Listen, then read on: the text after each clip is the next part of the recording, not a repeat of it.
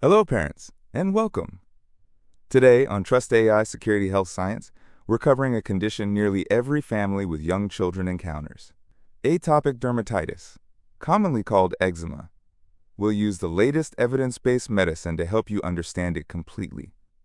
Let's start with three numbers. First, 1 in 5. Up to 20% of American children have atopic dermatitis at some point.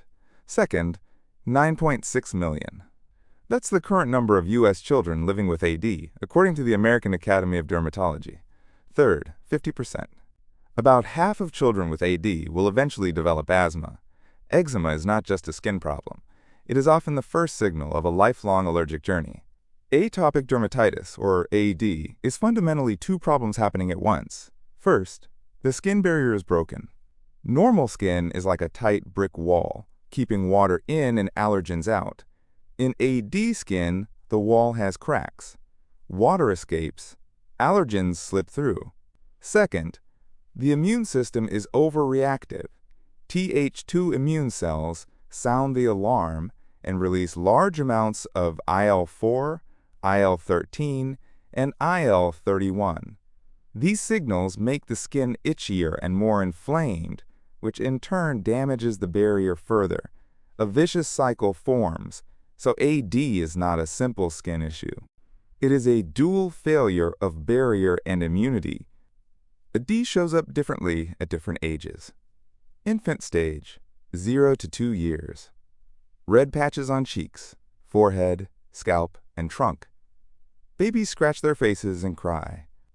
Childhood stage, 2 to 12 years. The rash moves to flexural sites, the inside of the elbows, behind the knees, neck, wrists, and ankles. Skin becomes thick and darker from chronic scratching.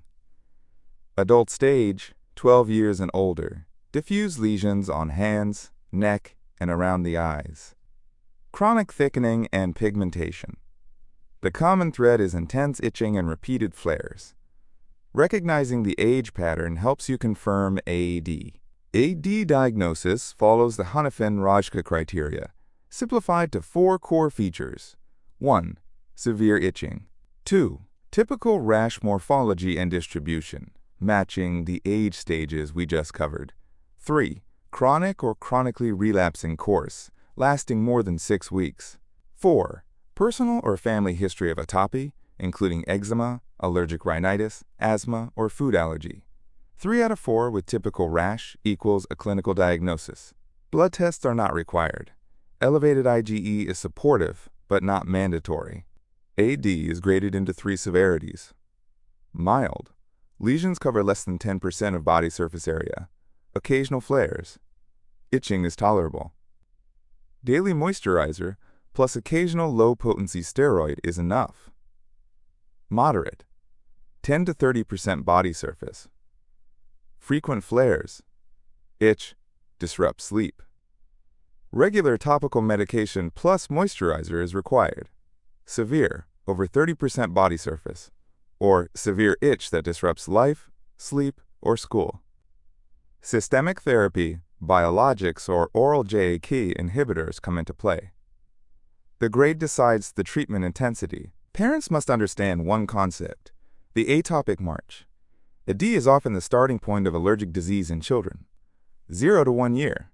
Eczema appears on the skin. 1 to 3 years.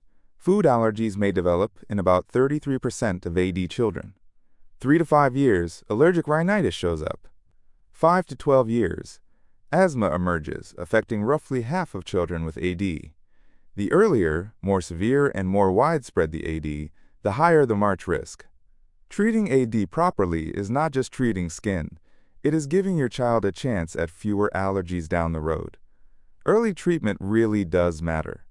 When must you go to the emergency room? 1. Widespread blisters or pustules with fever, possible staph infection.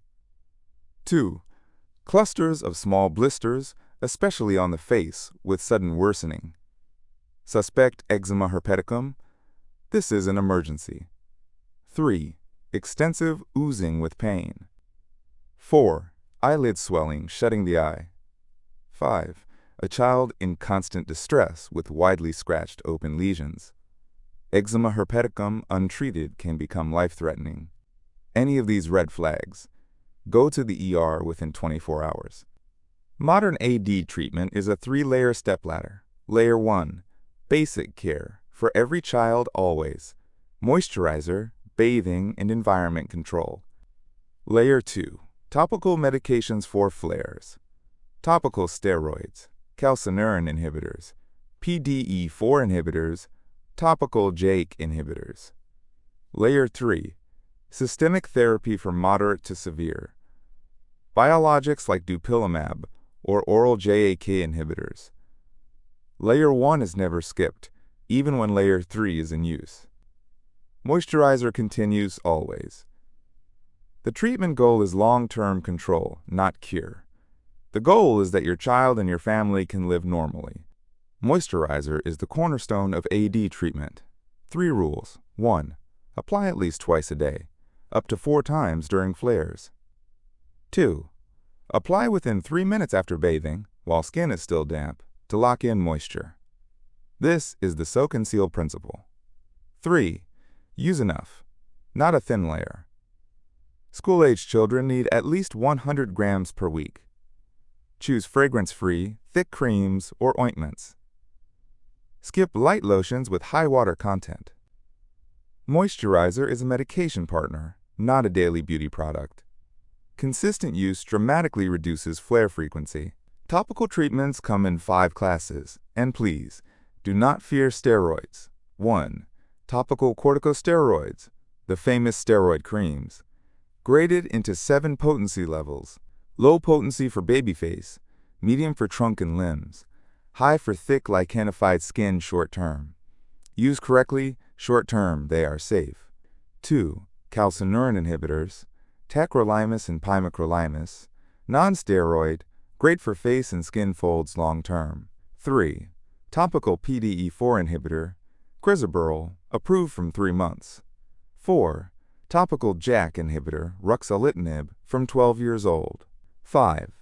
Wet wrap therapy, under doctor guidance for acute flares. Steroid phobia is the biggest treatment barrier. Untreated AD does far more harm than short-term appropriate steroid use. Before 2017, treatment options for moderate to severe pediatric AD were very limited. Then came dupilumab. It is an antibody blocking the IL-4 receptor, precisely shutting down the core AD immune pathway. In 2022, FDA approved dupilumab for children as young as 6 months, a revolutionary step. Clinical data shows 60 to 70% of children achieve EASI 75 improvement. Another direction is oral JAK inhibitors, upadacitinib and abrocitinib, approved for 12+, faster acting but with boxed warnings for infection and thrombosis risks. Japan also approved nemolizumab in 2022 with striking anti-itch effect. For moderate to severe children, the wait is over. 5 common parent misconceptions. 1. Steroids are harmful. Avoid them. Wrong. Short-term correct use is safe. Untreated AD gets worse over time. 2. My child will outgrow eczema. Wrong. Half of children carry AD into adulthood. 3. Avoiding trigger foods will cure it. Wrong. Food allergy drives only 15 to 20% of AD. Blind food avoidance causes malnutrition. 4. Bathe less to preserve skin oils. Wrong. Short warm baths are part of basic therapy. The key is moisturizer within 3 minutes after. 5. Natural or herbal products are safer than prescribed creams. Wrong. Many so-called natural products contain hidden strong steroids. Even more dangerous. Correcting these myths is half the cure. Can we prevent AD? For high-risk infants, meaning parents with Atopic history, Japan's 2024 guideline recommends early and continuous moisturizer use, which may reduce AD risk. Evidence level B. Another key window is early introduction of allergenic foods. The famous LEAP trial proved that early peanut and egg introduction reduces food allergy. Breastfeeding 4 months or longer also helps. Avoid secondhand smoke, high PM 2.5 exposure, and overcleaning. Grab the 0 to 1 year window. 5 key takeaways. 1. Eczema is not something children simply outgrow. Proper treatment matters. 2. Moisturizer is medicine. Use enough, every day. 3.